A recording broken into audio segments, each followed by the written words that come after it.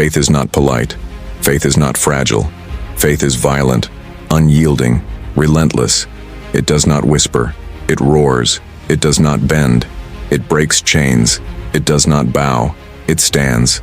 Faith is not tested in the sunshine. It is tested in silence. Forged in the furnace, proven in the den. Born where logic dies. Daniel did not survive because lions were weak. He survived because faith was stronger than fear. The lions were not the threat. They were the stage that revealed his God, the Lion of the tribe of Judah. When the mountain mocks you, when the grave stinks with death, when the storm tears your boat apart, do you dare to lift your hands and whisper, "Though he slay me, yet will I trust in him"? Unwavering faith is not faith for escape. It is faith unto death. It is the faith that says, "My God is able, but even if he doesn't, I will not bow." This is not fragile belief. This is rebellion against sight. This is treason against fear. This is defiance against death. Abraham looked at a dead womb and laughed. Job sat in ashes and worshipped. Daniel faced the lions and prayed.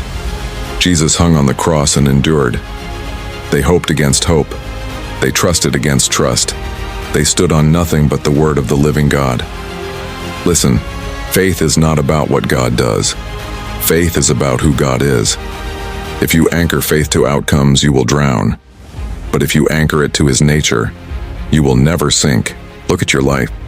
The ashes, the broken promises, the midnight tears, and hear me, God is not asking you to understand.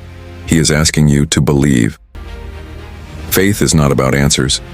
Faith is about trust.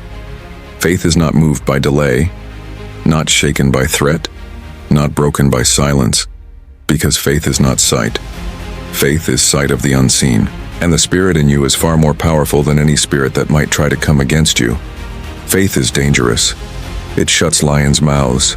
It quenches flames. It topples kingdoms. It breaks prisons. It splits seas. It raises the dead. And hell. Hell fears nothing more. So hear this.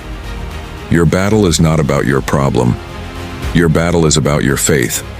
Satan doesn't want your car. He doesn't want your house.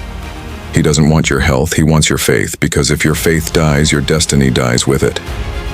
But if your faith stands, mountains move, chains shatter, generations are saved. So rise, stand, believe when it makes no sense. Trust when it tears your heart apart. Hope when hope is gone. And let your faith declare with fire, "My God is able, my God is faithful, my God cannot lie, and I will not bow." This is not motivation. This is your moment.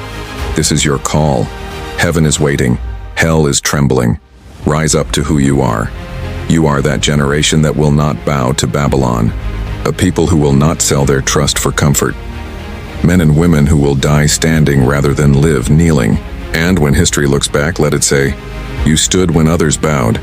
You trusted when others quit. You believed when hope was gone. And heaven moved because your faith could not be broken.